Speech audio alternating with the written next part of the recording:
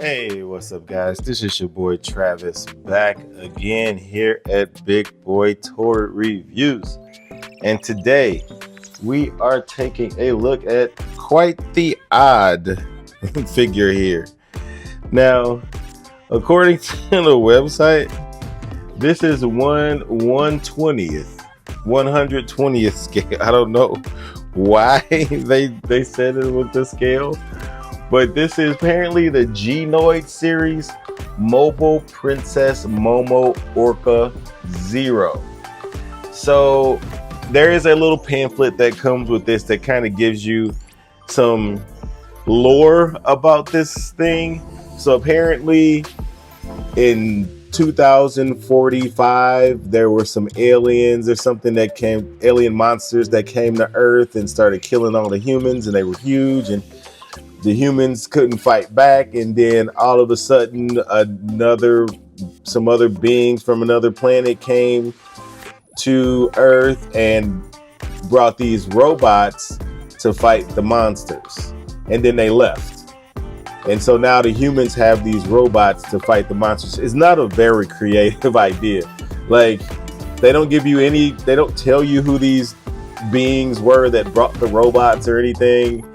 It was just like, oh, okay, they brought robots, now humans can fight the monsters. It's like, okay, so you're not going to give me any background on what these beings were that brought the robots to Earth? You're just going to say they just dropped them off and all of us, well, they did say that they showed the humans how to use the robots.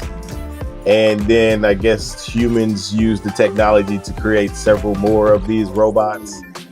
The pamphlet has like a whole bunch of other things, and then let me see if I can grab it. Give me 1 second. Yeah, sorry. I've stored the box away somewhere, and now the manual is inside of there, so I can't really show you.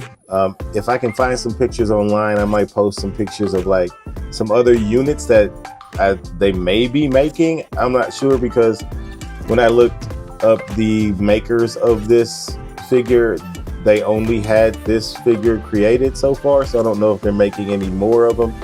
I just looked on Hobby Link Japan for the company Toy Notch, which is supposed to be the company that made this, and they the link only leads to this figure. So I assume this is the only one they have. I don't know if they have any other ones, but in the little booklet that you get, there was clearly other robotic things that they might plan on coming out with, I guess, if this one sells.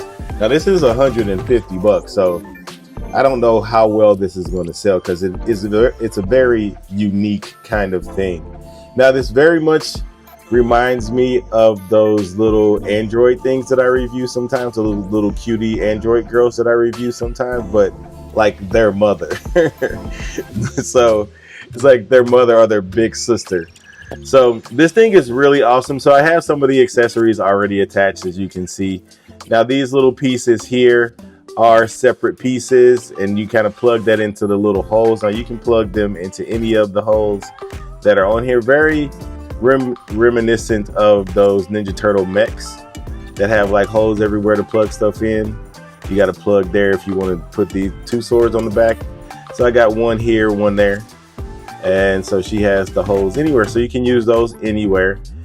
And the swords are pretty cool. They're just black swords. There's not really too much going on with them, and she can hold them really nicely.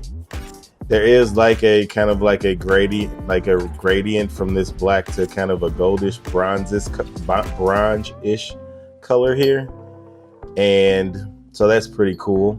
The same way with this one. Now one of them is a short, one of them here, I actually, you know what? I'm doing a review, right? Let me take the damn swords out, Trav. I mean, let's be serious. Be a professional, goddammit. So the swords are different sizes. One of them is an actual like a katana type thing. So you see it's kind of curving. And then the other one is kind of like just a straight sword. I'm not quite sure, but they are different. They are very different, but very techy. So they both kind of have similar handles. Well, not really. Actually, they're actually totally different. But so So she has two of those swords. And I'm showing you the accessories now because there's not really many of them. She gets two of these hands. One I have attached to the figure already. And then she gets the weapon. She gets two weapon holding hands. And this is like the blaster that she comes with. Very, very plain. Very plain. But the way you get this hand on there is that this piece comes off like so. And then you just slide the hand in there because the fist, the gun trigger finger hands, they can't come apart. They're molded together, as you can see. So you can't just squeeze that in there. So you're gonna have to take that out. But yeah, it's like a laser gun or something. So really, that's really it for accessories. So this review doesn't have to be extremely long. But this is a very interesting figure. Now these pieces are also accessories. They just have little slots that you can slide the swords in. And what's interesting about this is that you can actually store everything on the figure. So these hands, these just plug right into the holes. So you can literally just plug the hand in and you can have storage here. Now I say that and I can't get the hand in. There we go. So you can just have that hand holding the gun like that. And if you want to, where's the other hand at? If you want to have another hand, you can just plug the hand in here. You know, you can just plug it in there and it'll stick there. Or you can have kind of like a Shigaraki thing going on and have the hand plugged into her shoulder, like this. So yeah, so it's very strange. It's a very strange thing. So you do have storage for every single accessory. So that is cool. It is nice that they made it possible for you to do that. So, but it's obviously built to be female, and there are die cast pieces on here. So I can definitely tell that the thigh pieces are die cast. At least the white pieces here are. I don't think these are. I think this is plastic here. And I believe the feet are die cast. At least this white part is die cast. This might be plastic here. But at least those pieces are die cast. These pieces up here, I'm not so sure about. That actually was coming out. And is it, does that unplug? It doesn't mention anything in a... See how kind of like that's separating? I don't know if that's supposed to do that or not. But it does have some interesting articulation. There are pieces that move. Very interesting, very cool how the pieces move. It's really, really cool how the pieces move. And she does have a drop down feature. I'm not in articulation yet, but anyway, let's kind of get close up to the whole thing here now. Very strange head. Very, very strange, but very nicely painted. Very thin though. Very model kit feeling this head is. Like this piece, especially what is supposed to be like the hair. It's very model kit feeling. Very kind of thin, brittle plastic that you feel like you can break if you squeeze it too hard. Same thing with the face. Then you got like the gold trimming all around. I love that. Now the paint that's on it is done fantastically. It is just marvelously done. Don't ask me why I bought this. I don't know. It just looked cool. And it looks like I got a scratch here. That's no bueno. I don't even know how that would have happened. That sucks. I got a little scratch there. But that paint is phenomenal. They did a fantastic job on painting this thing. An absolutely fantastic job. Some of this stuff is not I didn't know they could do this. This is not in the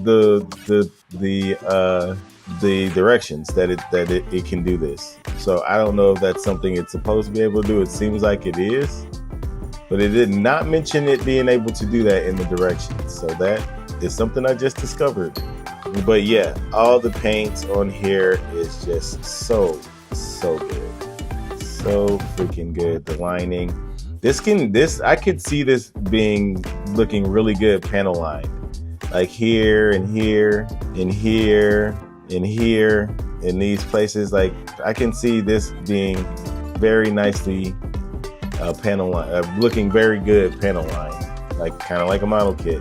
I do have the knees aren't loose, but they could be tighter, to be honest with you. They're not loose. Like I can do this, but it takes a little effort to do that. So, and you see she can hold it though. She's not just gonna fall back. Now over time, if you had her like this, I'm sure it would, but so she's pretty solid. She is pretty freaking solid, but I like the way she looks. Now she does have a light up gimmick.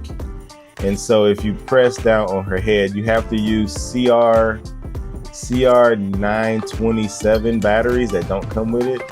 But if you press down on her head, and it's kind of difficult to do it, but her eyes do light up. And what's weird about it is that you can't then press it down again and turn them on. You feel yourself hitting the button, but it doesn't turn it off. But the lights will just eventually go off by themselves. It doesn't last very long. But you can see that the lights do come on. If I turn off the lights, you can see how bright they actually are. So that's pretty freaking bright. So and the fact that you can see them with my super bright lights on, you know that's a really good light. So you just pop off, you can pop these ears off, and then you pop this hair piece off, and then you can pop the head off, and then there's a little screw that you unscrew and you pop in the battery there. That's it for aesthetics. I think she looks awesome, man. Very, very cool looking. If you like this kind of thing, that is. If you like this kind of mech robot girl thing. But kind of loosen the elbows here. Anyway, let's get on to the articulation since I'm already messing around with it. You can see the lights already went off. She can look up really good, so that's really good. She does have a double ball peg in the neck and the head. The eyes just came back on. So she can wiggle waggle all over. Side to side is good. Looking down is really good also. So side to side is solid. It's mostly in the neck though. You get some in the head joint too. But that neck can obviously move all around too. So that's pretty decent articulation there in the head. In the shoulders, she's only gonna get about that far because these shoulder pieces are blocking it. So maybe slightly under horizontal. You got your bicep swivel built in here at the top. And obviously you can go back and forth with that shoulder. You can see the ball hinge there. Ball hinge for a single ball hinge for the elbow, but it works really nicely, way over 90 degrees. Then an interesting setup for the hands. Now take a look at this. We'll get a close up on this. Very interesting on the hands. So they went with the hinge and swivel combo. So you can hinge and swivel. Was it not this hand? Maybe it's the other hand. Let me look at see. I could swear there was kind of some different type of articulation or something in here, but no, it's just a hinge. Huh. I don't know what I was thinking. Never mind. I thought there was something special going on with the wrist, but I could be thinking about another figure. But yeah, it's just a hinge. Oh, no. I got it. Sorry. This is what it was. So there's a hinge here for, back and forth, but then you also get the vertical hinge. So you have a horizontal hinge and a vertical hinge, which is really, really cool. That is very interesting how they did that. I've never seen this on any other figure. This is very, very interesting, and I think more companies should take a look at this because that is pretty innovative. You can have an up and down, a vertical, and a horizontal hinge in one hand. That's incredible. That is absolutely incredible, and it's on all her hands. So it's easy to do on a robot figure, right? That's what most people are going to say, and it's true. It's a robotic figure, but I don't see it on most robotic figures. I don't. You don't see it on most. I've never seen it on any robotic figure that I own. And so this is very, very nice, especially for weapon holding hands. And so it's like you can do everything you need to do. And it's just two hinges, one going vertically and one going horizontally. That's some engineering right there. That's pretty good. But yeah, we're good on the arms. As far as the diaphragm, the upper diaphragm can go back about that far. Forward, not so far, but then when you activate, actually, then you can get an all the way around twist. Some side to side. Yeah, it's pretty decent side to side, pretty solid side to side. This diaphragm joint is pretty decent, actually. Then when you incorporate the waist, going back a little bit more, forward, not so much. Waist isn't helping all that much. You don't get as much twist out of it. Most of it is in here, so interesting. As far as the splits, she can only go that far, so that's all bad. She does have a drop down, but the drop down is not really helping. Let's see on this. Nope, drop down does help drastically, actually. With that drop down, she can really get the kicks. So she can get full splits. This piece is blocking it. Take that out. Yeah, use that drop down. You can get full freaking splits. So it's actually a pretty functional drop down joint there. So that's really good. Then you got your thigh swivel here where those colors separate. She can kick, although it kicks out quite a bit. It does kick out quite a bit for some reason. But you can get over 90 before it starts kicking out to the side. So that's good. Backwards, obviously all the way back. Now this knee is really cool. They have little gimmicks in this knee that move as you move it. So as you turn this knee, this piece will move. You see how that little piece moved there? That piece will move the further back you go. And this piece moves because this piece in the back of the leg, it pushes in. So when you go full all the way past, once you go past 90, that piece starts folding into the leg. That's really freaking cool. That is really freaking cool. And then for the ankles, you would think they would implement kind of the same situation for the ankles, but they didn't. Are they? Oh, wow. No, maybe they did. This is completely different too. What? So yeah, it can go up really far. And what exactly is happening here? Okay, so this piece is pulling out. So that's going into the leg and it's pulling out to allow you to get way more range, and then going down. So you don't get much going down. And then because it's just a straight peg into the foot, you get a crazy ankle rocker. It's kind of steep, but you get a crazy ankle rocker. And then I guess this is technically the toe joint. So, and there's like sculpting and painting stuff inside of there. That is nuts. That is so crazy. And this thing can like swivel side to side and tilt on its own. That is wild. Then you got sculpting at the bottom too. This thing is like nothing else I think I have seen before. It's also very light. With die cast, it only has die cast here and here, but it's got a little weight to it, but it's also still light somehow. There are some kind of model kitty type. There's a model kitty type feel to it, but I don't technically dislike it. I like this figure. It's very interesting. This is very, very interesting. And it's super tall too. So this thing, I think the directions are not the directions. I think it says this is 28.5 centimeters. No, 28.5 by 18 by 6 centimeters. 390 grams. I don't know that. Look, we use the American system over here, so sorry, I'm too stupid to convert that into pounds and inches. My bad. But yeah, this looks really freaking cool. I like it. I'm gonna make this like the mother of the those little, I forget what they're called. Not Nindroids. I forget what they call. Don't get me lying right now. You know I can't remember shit ever. But this thing is pretty awesome. Let's go ahead and do some size comparison. So also with the lore of this, these things are supposed to be giant. So they're like people ride in their heads or something.